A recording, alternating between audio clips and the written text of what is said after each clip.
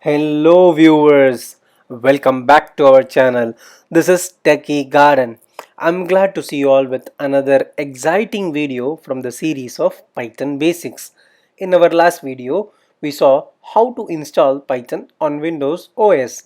In today's video, we will see how to install Anaconda on Windows OS. Let's jump into the topic now.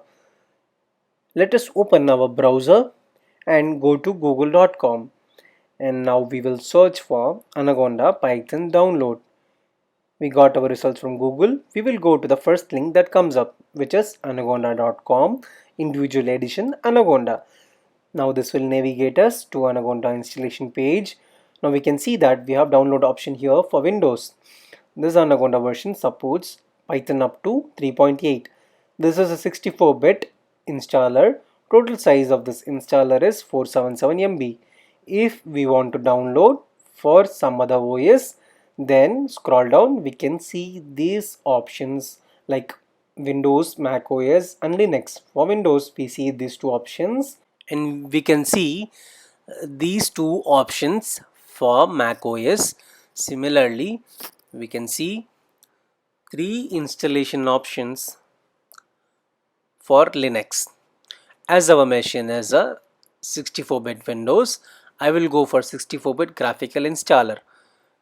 My download has started. I will go to my download folder. I will double click this Anaconda exe file. This will start our installation process, and I will click next here and I will choose I agree, and then I will give access to all users and then click next. Now I will give the destination folder path for installation. Now in this page, don't forget to click this checkbox to add Anaconda to path environment variable. We will install now.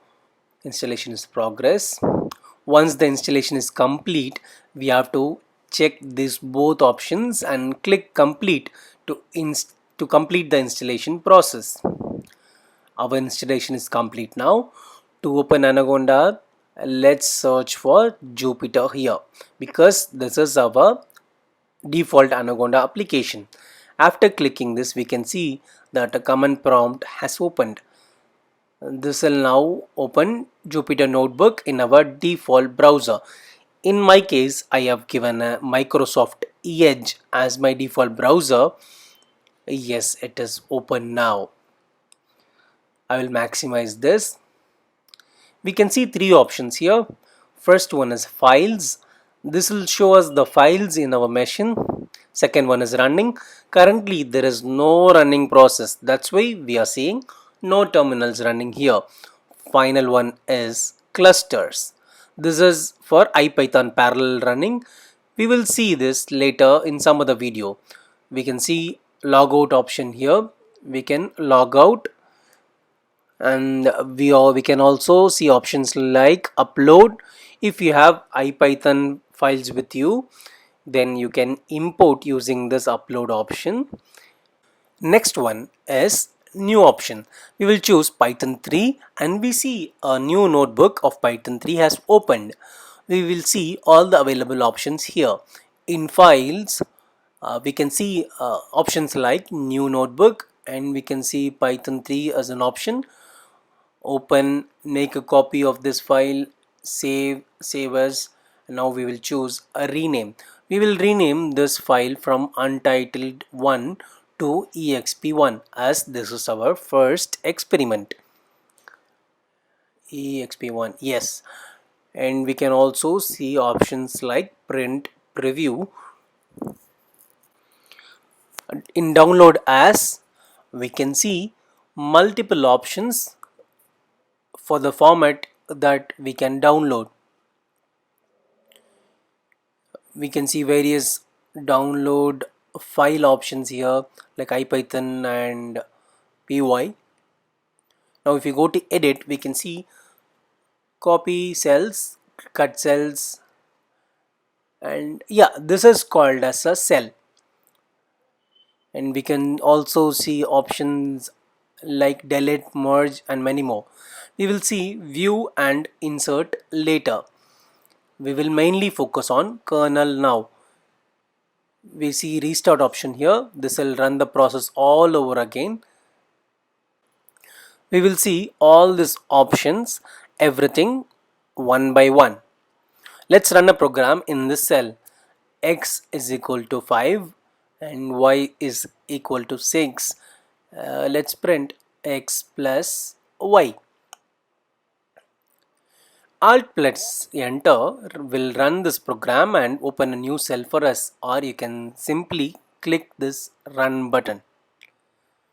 You can see we got our answer in cell and a new cell is opened. Now in cell 2 we will print welcome to Jupyter Notebook. After running we will see output instantly.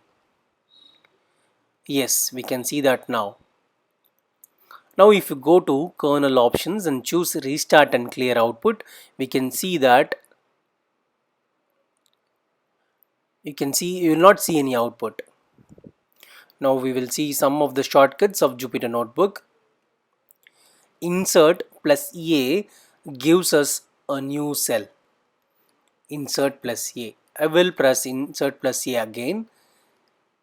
We will see a new cell after this. And I will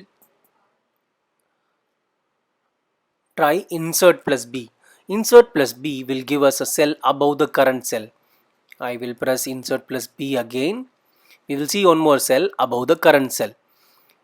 Now in this cell, I will type x is equal to 5 and in y is equal to 6. If I want to move y is equal to 6 to the next cell, then I have to press Control Shift minus. Control Shift minus. We can see that y is equal to 6 has moved to next cell. If we want to merge this back again, then I will select both the cells and press Shift M. We will click Alt plus Enter. Now this will run the program and generate a new cell. How do we know that the cells have been executed already? You can see some numbers here, right? In square braces 1, 2, 5 here. This means that cell has executed. You can ask me where the number 3 and 4. Let's go to kernel options and click restart and clear output. Now we can see a clean slate here. Now we see there is no output plus no execution cell number. If you want to delete excess cells here, then press escape plus dd. Escape plus dd. Let's type again escape plus dd to remove cells.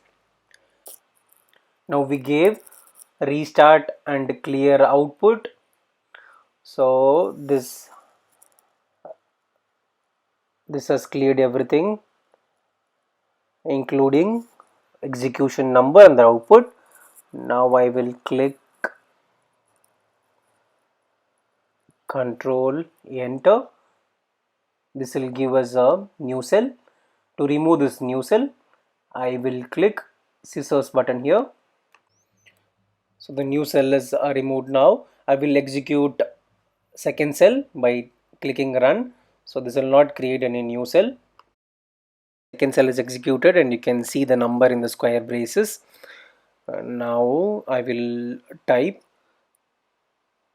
Now I will print ex plus y in this cell. Third cell is not executed yet. You can see the number, you can see empty square brace. Now I will run this and it is done, executed, and x is assigned 5 and y is assigned 6. Now I will run this one and I get output as 11. So these are all some basics and shortcuts of Jupyter Notebook. To see this exp1 file, go to our files. We can see that exp1.ipython is here. If you want to download this, then go to files and download as ipython or python. If you want to download as ipython, then we have to choose notebook. I will choose notebook file. We can see that our ipython file is downloaded. We can see our IPython file is in our download folder now. Let us rename this file as exp3, as we have exp1 already running in our Jupyter Notebook, right? So we rename this to exp3, and we will see how to upload this to our Jupyter Notebook. Let's go to upload option here, and we will choose our exp3 from our downloads folder and select upload. This will upload our saved IPython file. We can see this in our files. If we click this exp3, then this will open in a new window and can see the program we have inside with the cells.